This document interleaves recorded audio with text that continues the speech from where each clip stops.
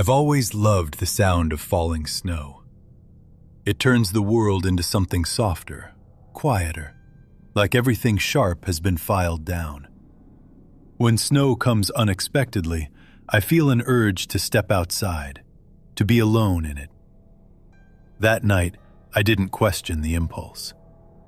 I lived near a wooded area, close enough that the trees began only a few minutes from my house. It wasn't supposed to snow. I knew that because I'd checked the forecast before sitting down to read. But when I glanced out my window, the ground was already white, the snow falling thick and fast, as if it had been waiting for me to look. I drove to a local trailhead I'd visited before. It was usually empty at night. When I stepped out of the car, the silence felt unnatural, like the forest was listening. I walked deeper, not following a path so much as drifting, until I felt far enough away from everything familiar. That's when I heard it. "Hi." The voice was small and cheerful, a child's voice. My stomach dropped. I turned in place, scanning the trees, but there was nothing. No movement, no footprints except my own. "Hello?" I called, immediately wishing I hadn't. "Up here, silly." I looked up and saw a boy sitting on a branch high above the ground.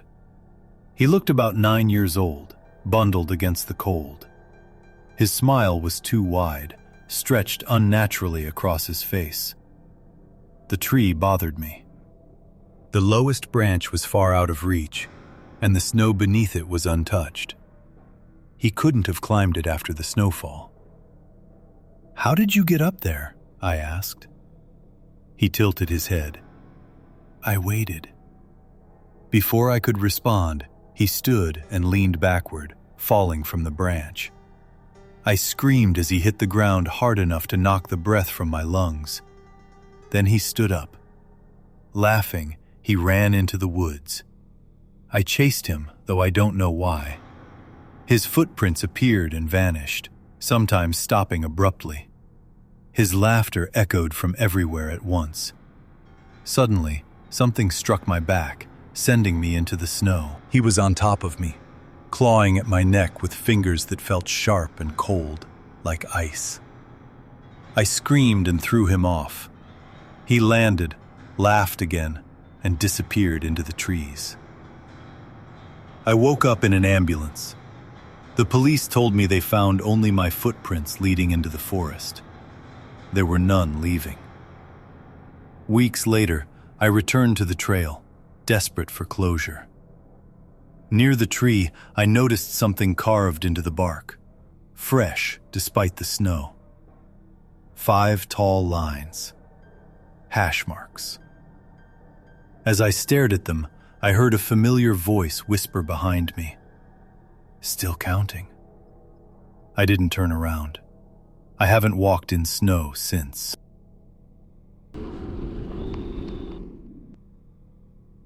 This happened during winter break my sophomore year of college, when I had my parents' house to myself. A massive snowstorm rolled in overnight, the kind that shuts everything down.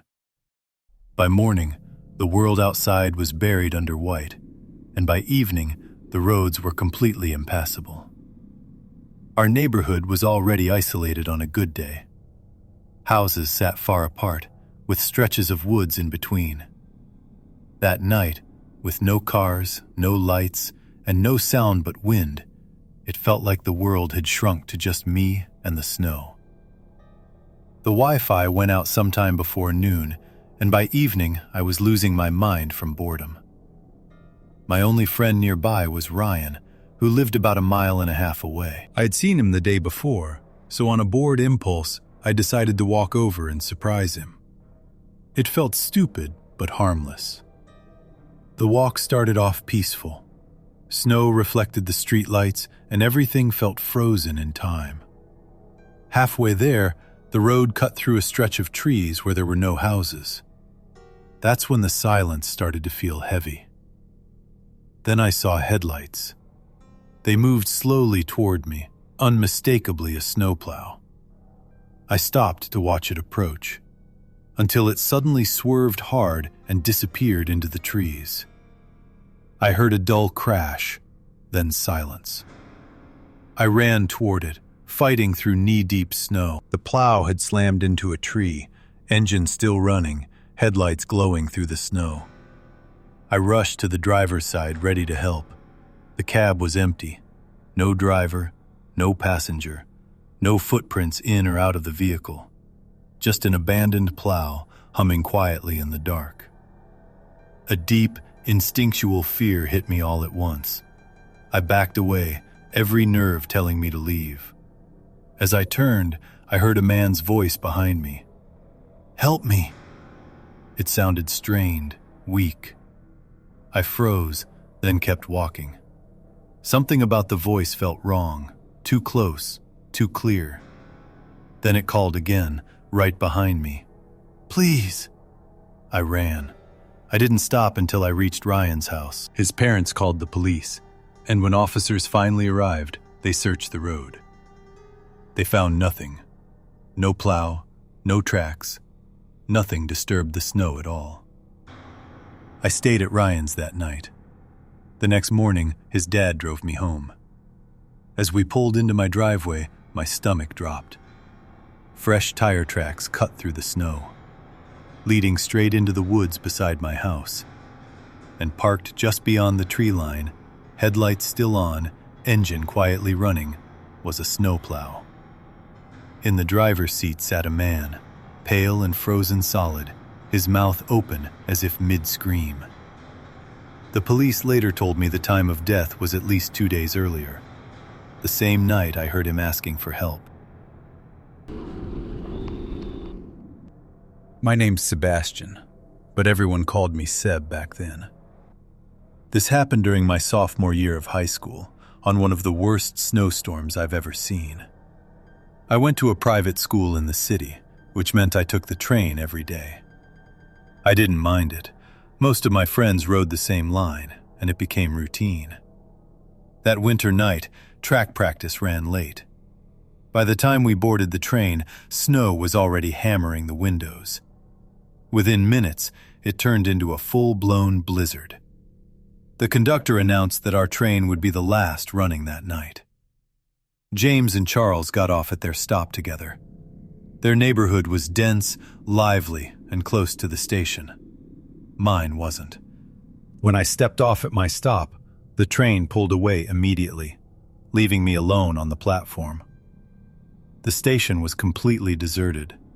Snow whipped sideways, reflecting the dim lights and making everything feel unreal. I crossed the highway without seeing a single car, then headed toward the woods.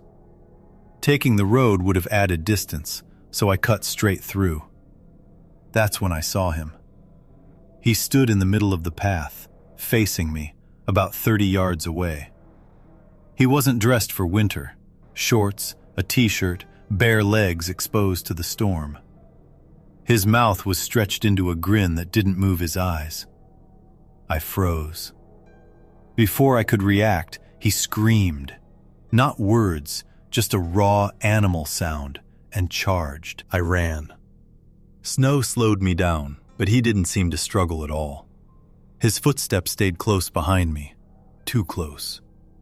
I burst out of the woods and onto the road, turning just in time to see him stop at the tree line, still smiling. He vanished into the storm. I made it home shaking. My parents listened, uneasy but unsure what to do. Eventually, they went to bed. I stayed awake, staring at the ceiling, replaying that smile over and over. Near dawn, something tapped my bedroom window. I pulled the curtain back and screamed. He was there, inches from the glass. His skin was dark purple, lips cracked, eyes wide and unblinking. Frost clung to his beard, but he was still smiling. My father rushed in, catching a glimpse before the man slipped into the darkness.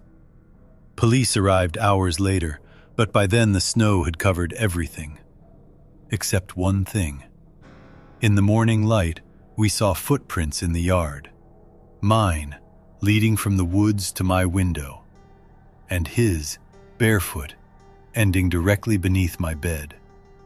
There were no tracks leading away. I moved out a year later. Sometimes, on snowy nights, I still hear breathing outside my window, waiting.